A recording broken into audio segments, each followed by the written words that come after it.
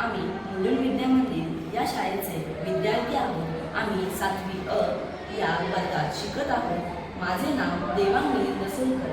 माझे नाव सिद्धी गणपत कांबळे। माझे नाव ईशा प्रकाश मंडळ। माझे नाव नील गणेश। माझे नाव हर्ष गणपत कांबळे।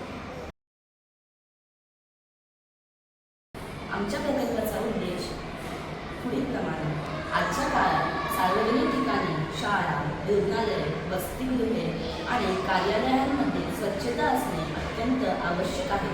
लोक कचरा टाकताना डस्टबिनला हात लावतात, ज्यामुळे जंतू व विषाणूंचा प्रसार होतो। आमच्या प्रकल्पाचा मुख्य विषय हा अशी स्मार्ट डस्टबिन तयार करणे जे मानवी स्पर्शाशिवाय उघडते आणि बंद होते, ज्यामुळे स्वच्छता, आरोग्य आणि स्वयंचलित तंत्रज्ञानाचा प्रसार होईल।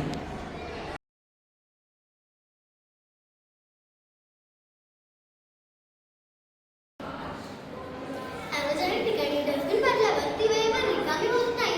घरगुती डस्टबिनमध्ये कचऱ्याचे वर्गीकरण किंवा विलगीकरण होत नाही। वापर करणारे लोक डस्टबिनला थेट हात लावतात, त्यामुळे स्वच्छता राखली जात नाही। कचरा डस्टबिनऐवजी डस्टबिन बाहेर पडलेला आढळतो।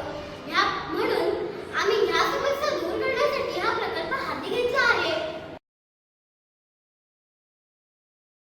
गावांमध्ये कचरा वेळेवर गोळा केला जात नाही, त्यामुळे कचरा पेट्या भरून कोसळतात, दुर्गंधी येते व परिसर अस्वच्छ होतो। ओला व सुका कचरा वेगळा न केल्याने पुनर्वापर प्रक्रिया कठीण होते आणि पर्यावरणीय नुकसान वाढते। जनजागृती अभाव असल्यामुळे नागरिकांना कचरा व्यवस्थापनाचे महत्त्व कळत नाही, त्यामुळे ते कचरा चुकीच्या ठिकाणी किंवा पसरून टाकतात। कचरा हाताळणे दरम्यान कचरा कर्मचाऱ्यांना उद्भवणाऱ्या आरोग्याच्या समस्या या काही कारणांमुळे आम्ही हा प्रकल्प हाती घेतला आहे। पर्यावरणीय प्रदूषण वाढते व इकोसिस्टीमवर परिणाम होतो। दुर्गंधी व अस्वच्छता वाढल्याने नागरिक अस्वस्थ होतात। कीटक वाढल्याने डेंग्यू, मलेरिया, कॉलरा, टायफॉइड यासारखे आजार पसरवून आरोग्यविषयक समस्या निर्माण होतात। पर्यटनास उपयुक्त अशा सार्वजनिक ठिकाणांची प्रतिमा बिघडते। कचरा संकलन करताना गोंधळ होतो। कचऱ्यातील जे पुनर्वापर करण्याजोगी घटक असतात त्यांचा पुनर्वापर करता येत नाही। श्रम व वेळेचा अपव्यय होतो। नगरपालिका आणि ग्रामपंचायत यांच्या खर्चात वाढ होते व कार्यक्षमतेत घट होते। या समस्यांचे हे परिणाम होतात। या प्रकल्पाच्या कार्यप्रणालीकडे बघूया। याला एक अल्ट्रासॉनिक सेन्सर लावलेला असतो, ज्याच्या मदतीने ओला कचरा ओल्याच्या विभागात आणि सुका कचरा सुक्याच्या विभागात पडेल।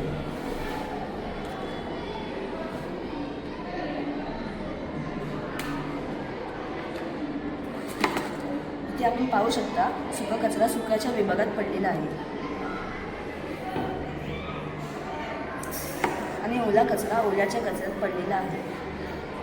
तर आपण एक असा वेगळा सेन्सर पण लावू शकतो, ज्याचं नाव आहे फील्ड लेवल सेन्सर, ज्याच्या मदतीने जर तो कचरा भरला तर महानगरपालिकेला तो अलार्म वाजवून त्यांना ऐकायला जाऊ शकतो आणि त्यांना एक संकेत मिळू शकतो, ज्याच्या मदतीने ते येऊन तो कचरा उचलून घेऊन जातील।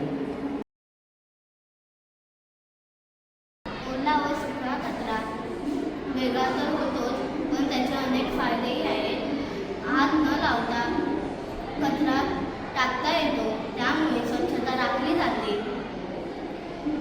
शाळा, रुग्णालय, मॉल, स्टेशन अशा ठिकाणी अतिशय उपयुक्त। स्वच्छ भारत अभियानाला हातभार विद्यार्थ्यांना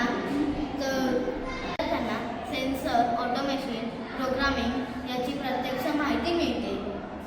मानवी श्रम कमी होतात, ऊर्जा व वेळेची बचत होते।